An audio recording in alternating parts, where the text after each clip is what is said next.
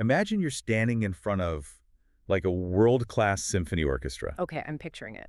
Right, so the violins know their exact parts, the cellos are perfectly tuned, the percussion section is just sitting there ready to go.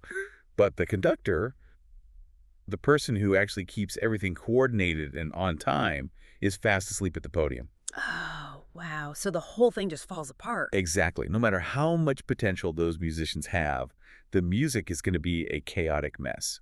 And now imagine the audience getting angry and yelling at the violins to simply, try harder. Which is completely missing the point. It is. But that is exactly what's happening in classrooms across Georgia right now. Welcome to the deep dive, everyone. Today, we're taking a stack of notes on K-12 mental health support in Georgia and basically dismantling a toxic, decades-old myth that has frustrated parents for years. It's a huge issue, and I'm really glad we're getting into it today. Yeah, me too. So we're looking specifically at a telehealth initiative called MentalSpaceSchool, and this really powerful evening reminder for parents about ADHD and brain-based differences. Okay, let's unpack this, because if you look at a kid who's staring at a wall instead of finishing their math worksheet, it's incredibly easy for society to just slap a lazy label on them and call it a day. Well, yeah, that's the default assumption in a system built on compliance, right? But what we're really talking about here isn't just school policy. It's a massive fundamental shift in how we view students who are struggling. Right, moving away from that culture of blame. Exactly. We're stepping away from behavioral blame and into biological reality. The core message we have to establish right out of the gate is that when a child with a brain-based difference like ADHD is struggling, it's an issue of neurochemistry. It is absolutely not a character flaw. Your kid isn't lazy. Your kid isn't not trying. Right. Brain-based differences are real, they are highly treatable, and they are not a moral failure. I mean, telling a kid with ADHD to just try harder is, well, it's like telling someone with terrible eyesight to just squint harder. Yeah. It doesn't fix the underlying biology. That is the perfect analogy. Squinting harder doesn't give you glasses. Exactly. So why is simply validating the not lazy truth treated as a critical first step, even before therapy or medication? What's fascinating here is the sheer weight of the psychological baggage that accumulates, especially with late-identified ADHD.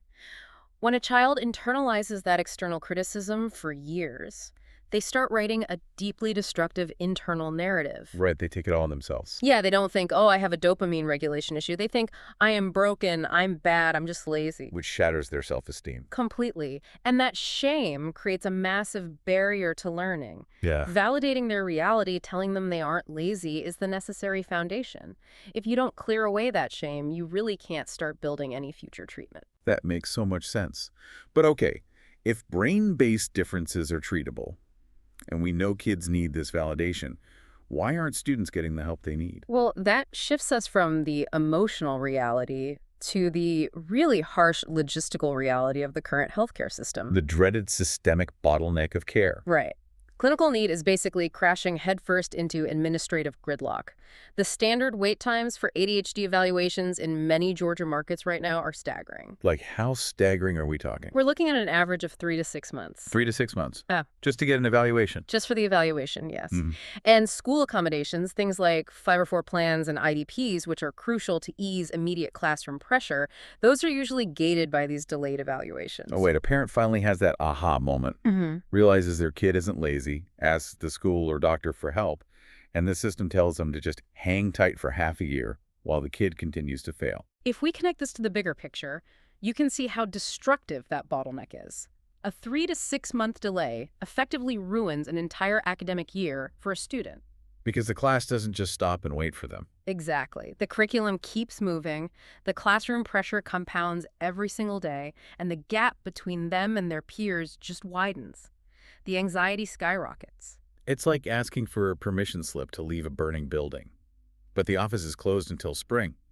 Which brings us to the specific solution in our sources to actually bypass this wait. Yeah, the MentalSpaceSchool alternative, it's completely changing the timeline. Right, because it's the same-day K-12 telehealth across Georgia.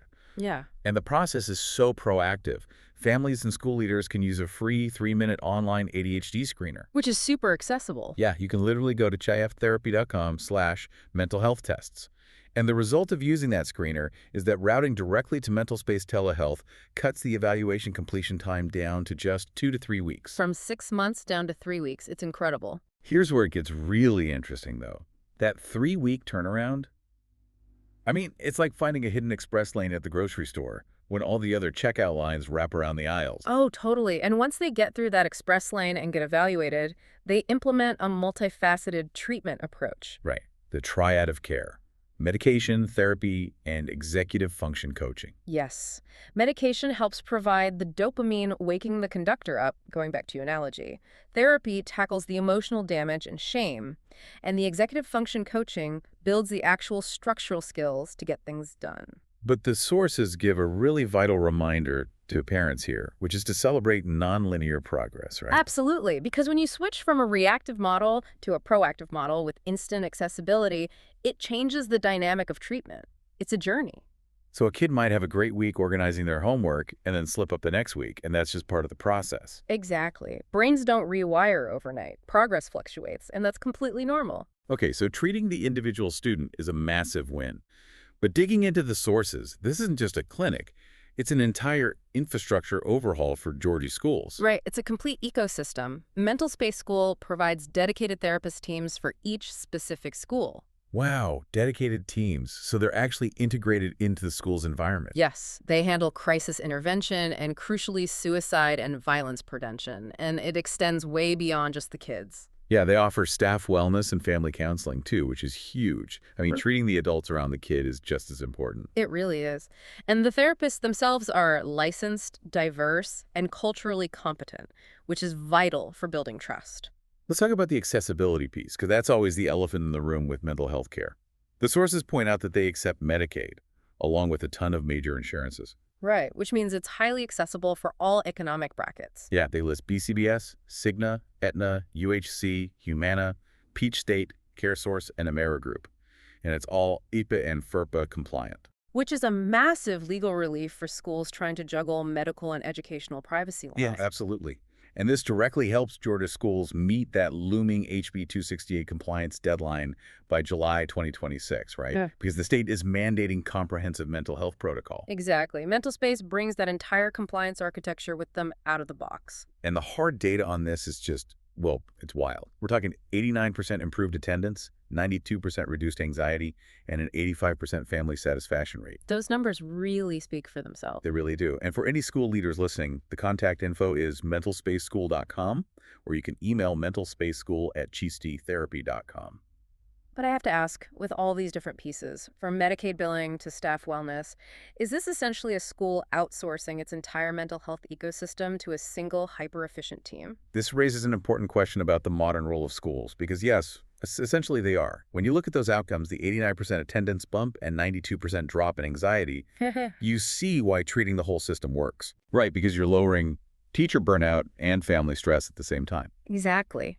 Treating the system alongside the student creates a sustainable, regulated environment where children can actually thrive, rather than just survive the day. It's like wrapping the whole community in a safety net. I love that. Well, bringing this deep dive full circle, I want to go back to the emotional core of those notes we started with. The evening reminder for parents. Yeah. The closing sentiment in the sources is just so powerful. It says, "You are seen. Your kid is seen. Help is here." It's a profound relief for parents who have been fighting this invisible battle for years. So what does this all mean? It means that if you're listening to this, brain differences aren't character flaws, and that agonizing 6-month wait for help is finally being disrupted by smart telehealth solutions. And that operational shift leaves us with a final, really provocative thought to mull over. Ooh, lay it on me. Given the staggering success of MentalSpaceSchool's model, drastically reducing anxiety and wait times through digital access, could the traditional in-person, month-long waitlist model for youth mental health soon become entirely obsolete? Wow, that's a huge question. Right. What happens to education when getting mental health support becomes as seamlessly integrated into a student's daily routine as, say, logging onto the school Wi-Fi? I mean, that would change everything. It's a future where we actually wake up the conductor instead of just yelling at the orchestra. What a perfect note to end on. Thanks for joining us on this deep dive, everyone. We'll catch you next time.